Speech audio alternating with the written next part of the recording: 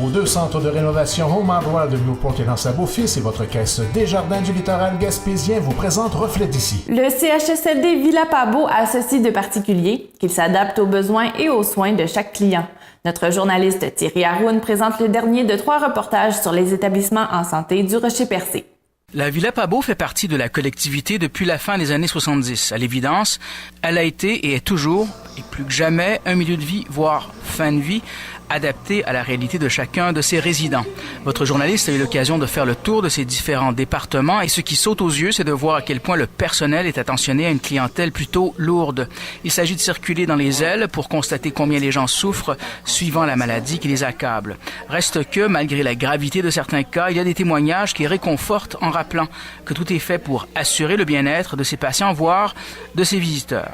Prenons en exemple Mme Antoinette Leblanc, dont le mari, décédé voilà 2 mois, y a séjourné. C'est extraordinaire, extraordinaire. Les soins, il était très malade et je suis un peu fébrile d'en parler. C'est sûr, c'est normal. Normal. Mais les soins des personnes, que ce soit le médecin, les médecins, l'infirmier, les infirmières, les préposés, les auxiliaires, c'est un très beau travail, très beau travail. Et pour les personnes, des fois qui se posent des questions pour dire qu'est-ce que je ferais là, hésitez jamais, c'est extra. Une patiente, Mme Janice Roussy, originaire de Gascon, témoigne aussi en ce sens. C'est formidable les soins qu'on reçoit. Oui, c'est-à-dire? Tout le personnel, c'est comme des amis, là. Tu parles de sortes d'affaires, pas juste de maladie, là. Tu sors de là, tu parles de sortes d'affaires. Puis ils s'aperçoivent qu'on file pas, là. On file juste pour pleurer des fois. J'ai pleuré, moi, je me cache pas. C'est sûr. Parce que laisser ta maison après quasiment 60 ans, c'est quelque chose. Qu'est-ce que vous avez fait? Vous avez élevé une famille? Oui, j'ai eu 4 enfants. Sur 3 étaient en ville. Ils sont partis, ils faisaient la pêche avec leur père. Maintenant, mon mari, la pêche, ça ne marchait plus.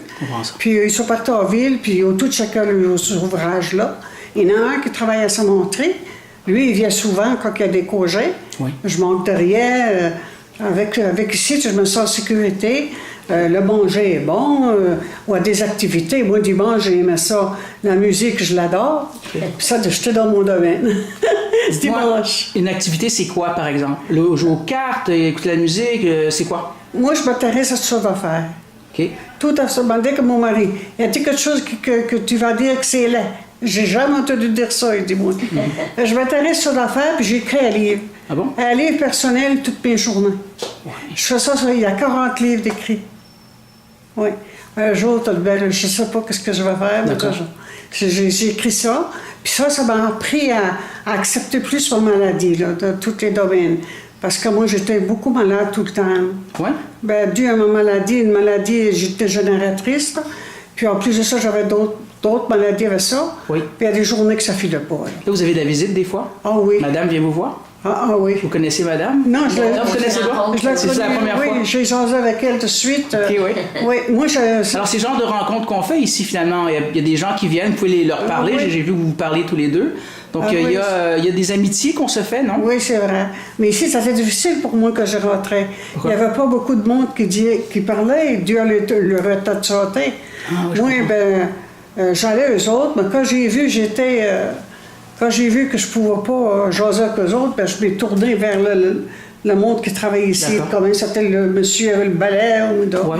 Tu sais, je jasais avec eux autres. Je l'ai compté ma peine, là. Il y a Cédric Moreau, chef de service de l'hébergement en CHSLD du Rocher-Percé, qui nous parle d'un projet d'agrandissement des lieux. Oui, on a un projet d'agrandissement de 31 millions qui a été annoncé par l'ancien ministre de la Santé, Gaétan Barrette, qui va être effectif à partir de l'année 2020. D'accord.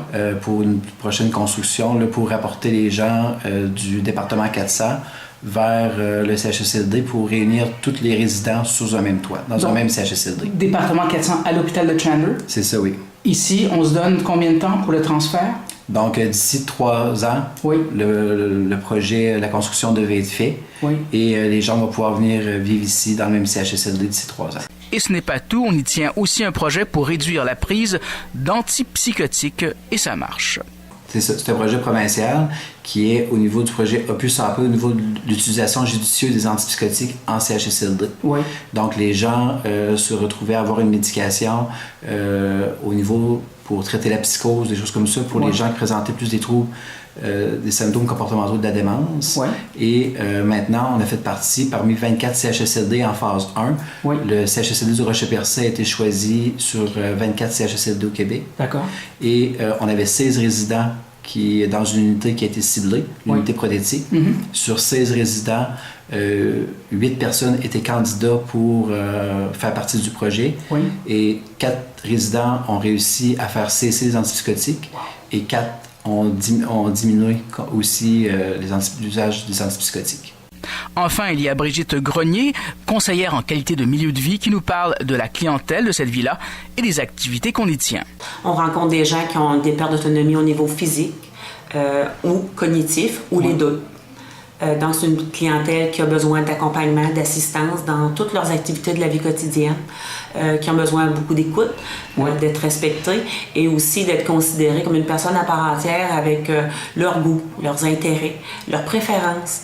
C'est pourquoi, si on accueille les gens, on doit aussi bien les connaître, donc connaître leur histoire de vie et s'assurer qu'elles soient connues de par tout le personnel. Accueillir leurs membres de famille. La famille a une grande place. C'est des partenaires essentiels. Alors, ils font partie de toute l'équipe, sont des partenaires.